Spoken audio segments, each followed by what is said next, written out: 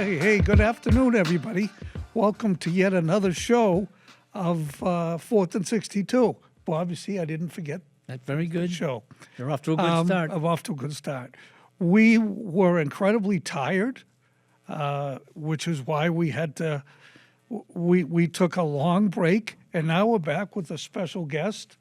Kevin Paul Dupont of the Boston Globe has graced us with his presence. And we're going to talk about the Bruins. You know, the first time we did the show, we talked about not being negative. But how can you know? What am I doing here? I don't know. That's what I was just thinking, but... So many other feel-good stories. Patriots, Red Sox. Well, right? The Patriots isn't a feel-good No, story. The Reds are the only feel-good story is the Celtics, and we're not even going to talk about them today. So we have Kevin here who was going to talk about the Bruins. I put a couple of notes down here, and I might have already shared them with you. They already fired the coach. I noticed. Jim Rutherford. Not Jim Rutherford. Montgomery. Thank you. Yeah. Jim Montgomery. Thanks, Stephen. Yep. Rutherford was so far off, I didn't even know where you went. He was Detroit Red Wings guy. Yeah. I remember when he played goalie. And Yes, you do. Yes. We're off to a good start. Oh, well, hey, But, we're here with Kevin, Coach Bob Paraso, and live via satellite is cousin Stephen. And so the first thing I want to know, they already fired the coach. Is Joe Sacco the real answer here? Or is it a talent thing? Yeah, Medford's Joe Sacco. Medford, you're right. Sacco. I should have said that. Well, you know what? They've played better under him. At least they did in the early going. As we speak, they've lost 5 straight. Yep. So no one's playing well. No one's coaching well. And I would say that I think the fact that they put that interim label on him right from the start showed that they had some, if not reservation, some concern. So we'll see. There's a lot to like about Joe in terms of very straightforward. There's no shenanigans going on. So I think as a player, I'd like to play for a guy like that. Yeah. But as we know, it's a results business, and they're not getting the results right now. And I'm sure there'll be someone sexier come April, May, June, and we'll see what happens then. And I would suspect if it's going to keep going like this, they'll go with the sexier option. The sexier So, option. Kevin, give us some names, Kevin. Who Well, the obvious one at the moment would be Joel Quenneville, who has not been reinstated by the commissioner yet. If you remember, he was the Chicago coach, had great success in Chicago, 3 cups. And then they had a sexual abuse case that wasn't directly involving the coach, but he was the coach. So he was deemed culpable, lost his job. In fact, he'd already moved on to another job to Florida and got dismissed from that job because of it. So the league's sensitive to it, as it should be. I think he'll be reinstated. I think he'll be up for a job, and there'll be no short line of teams that will want to get in on that. Otherwise, who else? It would really depend on who gets fired. I don't think there's, and we know that will happen. So at the moment, his name escapes me. The first name escapes me. Carl, the coach in Denver, University of Denver. He'll be very popular. Rutherford. Yeah. Very good, How Steve. about Rochester? Yeah. Well, Mr. Benny. Yeah. Hey, Bob, we know Steve's paying attention. He is. Good. Good. That vacation did wonders for him. Absolutely. But what have you guys thought? Well, I thought Quenneville. Yeah. I thought he would be the answer now, but like you said, Bettman hasn't reinstated him, so he's kind of like in limbo. Right? Yeah, has not been reinstated, and he'll be a big ticket. He'll be the going rate these days is around $5 million a year. Wow. So he'll sign for 4 or 5 years at $5 million. As we know, every nickel counts on Causeway. Yep. So at the time they were up against still paying for Jim Montgomery. That's gone away now because he got hired by St. Louis. So that's a little easier. He wasn't making $5 million. Monty was somewhere around $2 million. So they have to decide. That's the money that Bruce Cassidy got when he got to Vegas. They've got to decide if they want to start spending that kind of money For a coach. for a coach. Okay. And for as important as it is, I'd say they better. I don't think, we all watched it evolve here in terms of being tight with the money and Jacobs and Harry and all of that. They're not short of money. They've got plenty of money. It's whether they do want to spend it. Do you think that Quenneville at, $4 to $5 million a year or maybe more, do you think that will have a backwards effect on Swayman? Get Swayman out the door with that $8.2 million or whatever? The only thing that would, it's a good question. The only thing I think that would move Swayman out the door is if they could, if there was a number one center, the name going around right now, and I don't even really know if he's a number one center, but he's paid like one, Elias Pettersson in Vancouver. It looks like he's going to be traded. He's $11 million a year. So if they're going to go that way, and I just don't see it because I don't see that he's Sweeney and Neely's type of guy. What they need is, and they thought they were getting or hoped they were getting in Lindstrom is a number one. I'm sorry, keep Lindholm. doing that. Lindholm, getting a number one center, and frankly, right now he's barely a number three center. So they spent a lot of money this summer or last summer and didn't get any pop for it. Well, Anybody have any reason why Lindholm's not playing up to his theoretical potential? Is it a system thing? No, I don't think it is, and I think that's a great question. But I just from what I've seen, he's not good enough.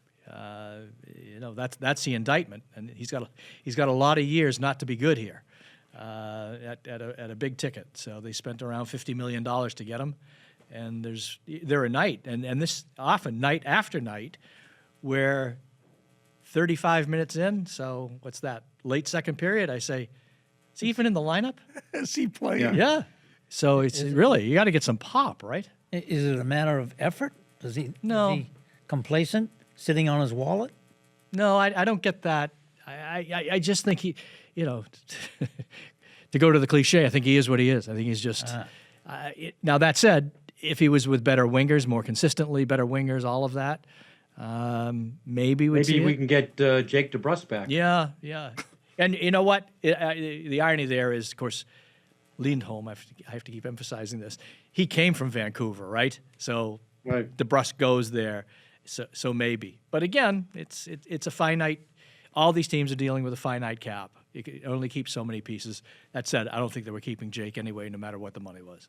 See, that begs, Yeah. begs the question. This guy comes from Vancouver. He must have been doing something to warrant that big ticket contract. Now he comes here, and now he can't play? Yeah.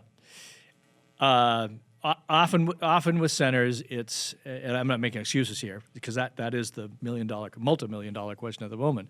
Often with centers, they've got to get the right winger. You see a lot of times they get coupled now. It's not so much a three-member line as it is It's coupled. a pair. So what we could see in the second half, and I'm sure they're hoping for this in the corner office, is that he finds the right guy, right? And sometimes it's not someone you're suspecting. Let's say it was Mark Kastelik. As crazy as that sounds, sometimes that's what happens. Right. You get a pair that no one's really expecting. And then the other guy clicks in. The center will click in. All of a sudden, the center starts playing like you thought he was going to Exactly. play. Yeah.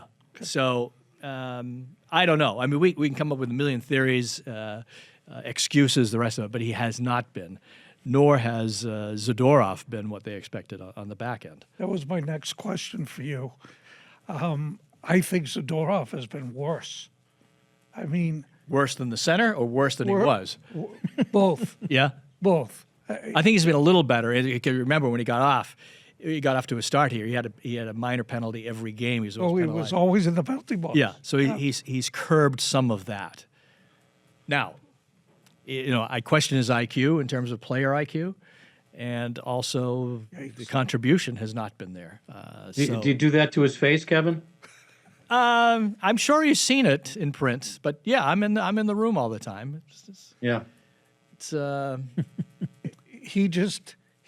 I mean, with him, I was maybe, it's funny, our smallest bobblehead is the biggest guy, Chara. But I thought he'd be the second coming of Chara. but obviously he's not even close. No, he isn't. So, and I didn't think he'd be the second coming, but I thought he'd be in that vein. Yeah, well, That he'd be a physical presence, whack people around. right? Scare, constantly on people. And again, I'll give him a little bit of a doubt here, benefit of a doubt in that defense is a very difficult position. That said, he's been in the league a long time. Some of that should have been baked into the cake already. Right. Knowing the game, so. I'll give guys first half for adjustment, but we've got to see it come to fruition here. And right now we're not. And I've texted with you and I've talked to these guys about it. It's a boring product. It's not even exciting. The Bruins to me, and I don't know, I joke with my wife all the time that every time I watch them, they lose. But even when they lost. You're the problem. Yeah, I'm the problem. Yes, yes. I was hoping that wouldn't come out, but even when they lost last year, at least it was exciting. At least there was some hitting. There was something going on. Now, I'll use your word, milquetoast. It's awful. Yeah. It's just there's nothing. They were down 3-0 the other night, or 2-0. A couple of big hits, nothing. Yeah. Well, Frederick tried, right? Frederick took on. So he fought. He fought. Took on Perry and tried to get him going, and that's an old tactic. And Right. You can argue whether it really worked well in the 40s, 50s, 60s, 70s, 80s. And I give him credit because that's not a fun job. And Frederick he's another guy having a very bad year. Yep. So he gave it a shot, and it backfired big time because he picked up the instigator on it. So they got the power play, they scored on the power play, so it only got worse. Right. Which is the way that it's going for him and for them. But your larger point or question is about the E factor in terms of entertainment. Boy, it's been tough. There's been. I have to say, there are nights I sit there because, I want an entertaining game, obviously. Yeah. Every customer through the door who's paid, they want to be entertained. There's many times where I as the writer, get so caught up in what are the storylines, in terms of trends or, for a month now that the power play hasn't, well, not the power play, the defensemen haven't scored for 16 straight games. Wow. Power play hasn't scored in 7 straight games now. So you kind of get caught up with what are the storylines here, what are the statistics that are at play, and statistics in hockey aren't a comfortable blend in terms of writing often, but suddenly it is.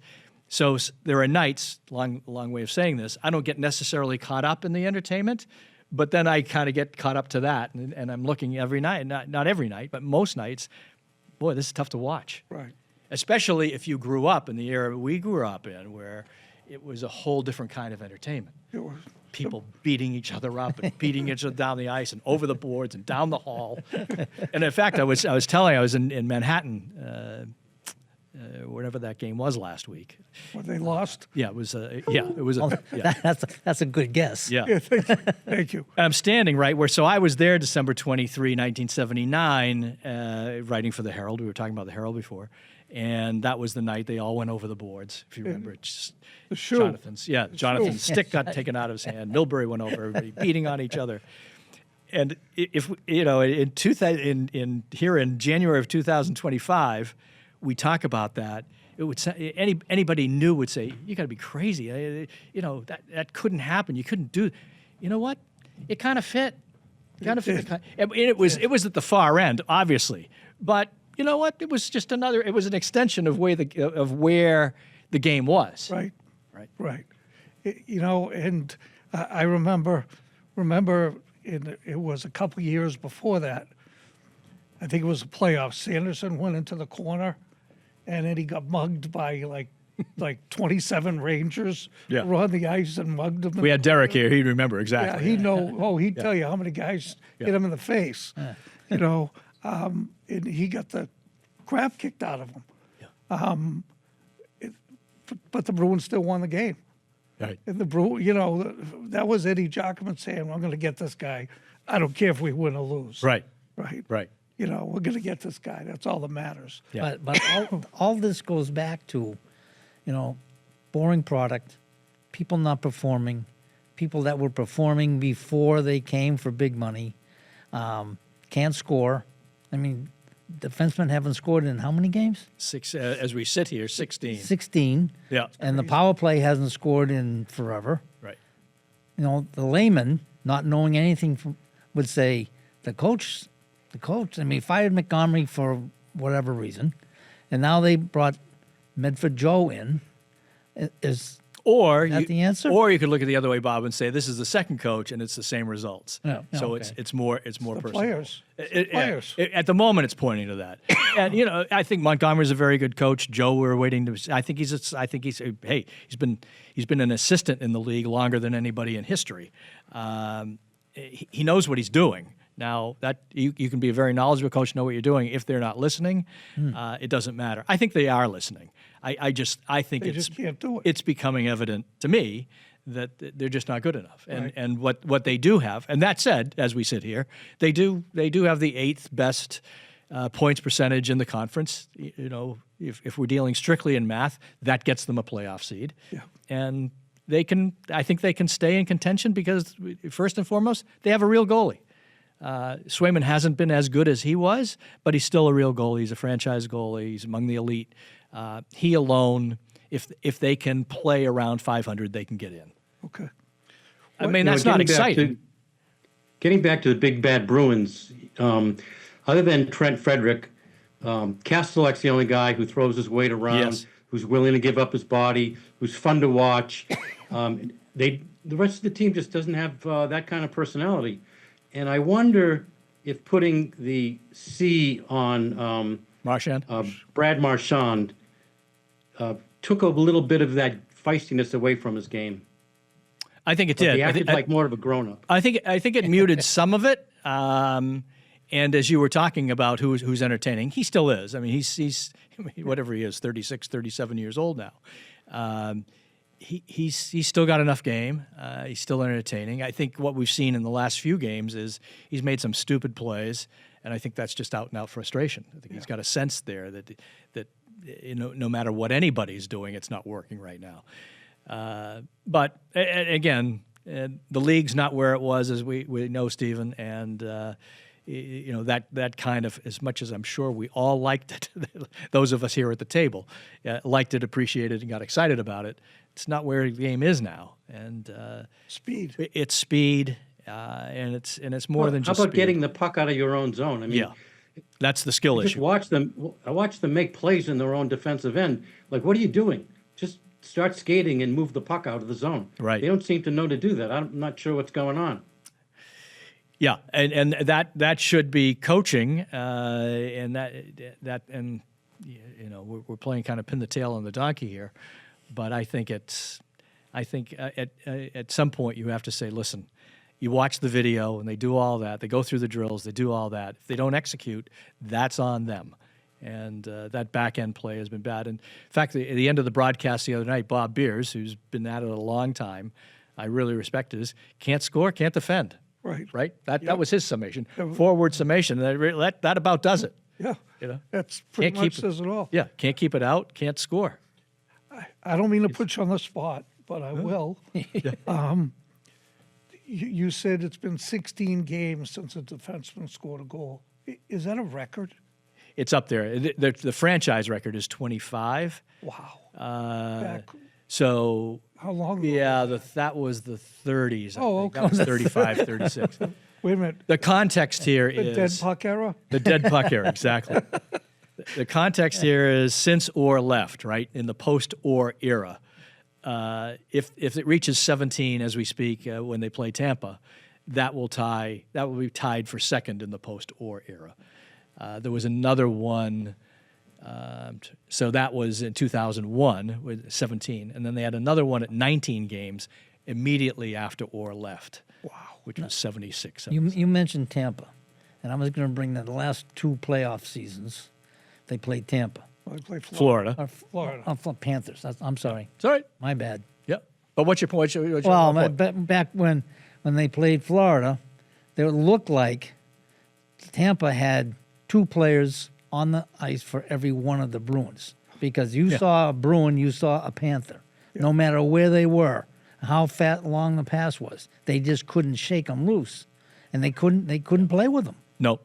And that, you're absolutely right. And that gets into the, as I call it, the post-mortem press conference with Neely and Sweeney and executive son Charlie Jacobs. It was clear through that series and the one before, the year before when they lost, and they had the great season of 65, 12, and 5, right? My math, yeah. That they weren't hard enough and they weren't fast enough. You need to be hard, you need to be fast, and you need to be skilled. They weren't any of those 3. And if you watch the playoffs play out, Florida eventually won this most year. The year before, it was Vegas. In both cases, there was no way you could watch what you watch with the Bruins for 82 games, then in the playoffs, and say they're close. They're not close to that model. Right. Now, hockey being hockey, you can have the goalie and still survive, right? We've seen that before. Oh yeah, you run into a hot goalie in the playoffs. Right. Which people. Tim Thomas. People often here use Dryden as the case. We didn't know Dryden walking. When you go back to that '71 team where the Bruins really choked it, Canadiens had, I think, 10 Hall of Famers in the lineup. Not that we knew it then, but it was far more than Dryden. But it was the greatest offensive team in the history of the game at that point, and it was Orr and Esposito, and they were all in their prime, and we know what happened. Yeah. So speaking of defensemen who don't score, please tell me they're going to take Charlie McAvoy off the power play once Lindholm comes back, because he doesn't understand that the idea of the power play is to score goals. He's just passing the puck. Yeah, and that's the next element. It's one thing to score them; you've got to shoot to score, right? He doesn't, right? And he's very reluctant. And that's the way he's wired. I get it. But they've take him off the power play. They've had 3 coaches here now telling him to shoot, and he just doesn't. And I'm going to intend to write some of this about Sunday. Is the better option, I thought all along with McAvoy here and Grzelcyk here, was Grzelcyk as a point man. Grzelcyk's very good at point. Yes. He's quick, he's nimble, doesn't have a booming shot. But you know what? You don't need a booming shot. You need a shot. You need a shot, and you need guys in front who tip. And I would, frankly, I'd have Kastelik in front right now. I'd have him in front because he led his junior team a couple of years. He played the power play, and at this point, why not? Right? Nobody's scoring. No, it's right. But they had a goal against them in Washington. I think this illustrates it. In Washington, they had a power play. Chikrin was at the right point. Ovechkin was at the left circle. And what happened? Chikrin took 3 steps in from above the circle and wristed it, went right in. Tom Wilson's in front. Big distraction for, I talked to Swayman after, big distraction on the doorstep. Just a good shot, not a great shot, just a good shot. And the threat of Ovechkin. Well, they've got that. Right. I'm not saying anybody can wrist it, but Charlie can wrist it. They've got Pasternak in the left circle. Get a guy up front. I'd say Kastelik, put him up there and try something Brazeau? like that. Brazeau's another one. Brazeau has a few power play He's goals. a big kid. Yep. Yeah, he's a big kid. So He's always standing in front of the net. Right, and takes the abuse. what? I wrote a bunch of notes here for this show, and one of the things I had was is Don Sweeney escaping the blame game? Yeah, I think the whole front office escapes it to a degree. Really? Yeah, Both of them? yeah, and what they've got Cam Neely is the other team president, of course. They've got some equity banked, and you have to be fair about this. They had that great regular season. They had another great season, and in some ways, if you looked at my preseason previews for the last 3 seasons, they all read the same, that they'll be in the wild card hunt. Well, I was wildly wrong 2 years ago, wildly wrong last year. I may be right. I may be wrong this time because they don't make it. Third time's a charm. Yeah, but I think, to be fair, they've done a good job with some of this stuff. They've not done a good job with the draft, as we well know. What they have done, and we saw this, they go out and identify some pros on other teams, make trades. Kastelik is a good example. They went out that year at the trade deadline, and they got Hathaway, and they got the kid who's now in Detroit. Orlov, Bertuzzi. Orlov and Bertuzzi. Thank you, Cousin Steven. And so they get it right, but I think what's happening now is too many of the wrongs are piling up. And at the other night, we heard from the stands, fire Sweeney. That was a first, Oh, okay. So which means nothing. But one of the other notes. Was that the same guy who was yelling, "Fire Mayo"? in a 2-for-1. Yeah. So I put Matt Patra, or how do you Yeah, say his first Patras. name? Patras. Patras. Bring him up. Yeah. Why is Sweeney holding back on this? I don't know. It's frustrating to watch and know this kid is lighting it up in Providence. Yeah. And that's exactly what the Bruins need. Yeah. And some people will point to Lizell for the same reason. Yeah. Lizell's come on a little. They did bring him up for one game. I think that was a showcase situation that another we're gonna team, trade him? other team might have been interested, so they brought him up. They get to see him, in real water, so to speak.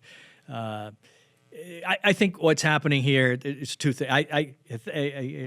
This sounds a little bit crazy, but I think this is a factor. The mothers are on the trip right now.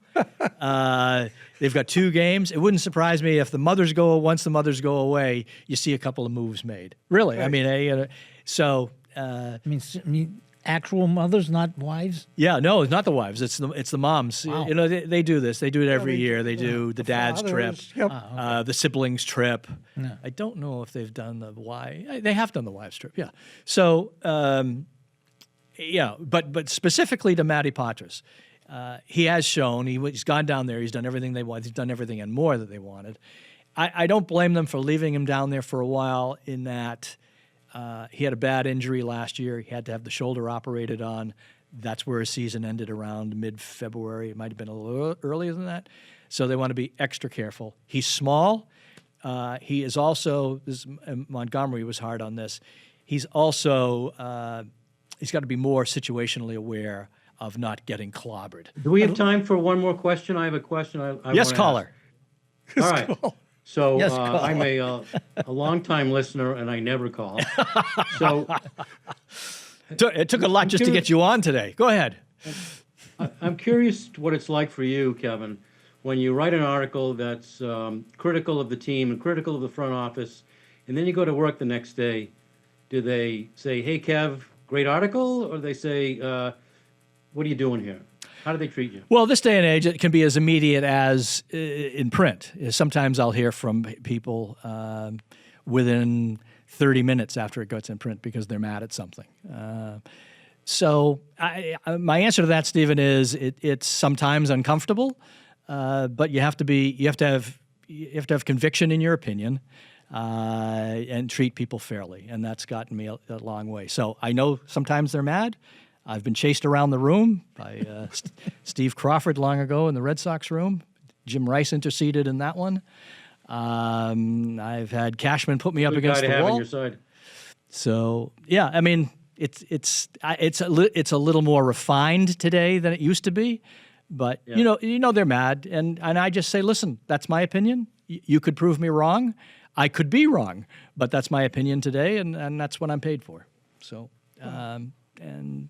Generally, they walk away. I can tell you, subsequently, there's been years now that I've talked to retired players who will say, "You were tough on me, but you were fair." That's good. And speaking of pay, there's a check waiting for you. Okay. You told me the Chelmsford High Band would be out front. Well, they are. Right. They don't make much sound. We have to wrap this up as Pete the Floor director. Pete the Floor He's director. doing a propeller. Thought he was drowning. But Okay. thank you so much, My Kevin pleasure. Paul Dupont, for being here. I'll look forward to coming back in the spring. All right. Thanks, Kevin.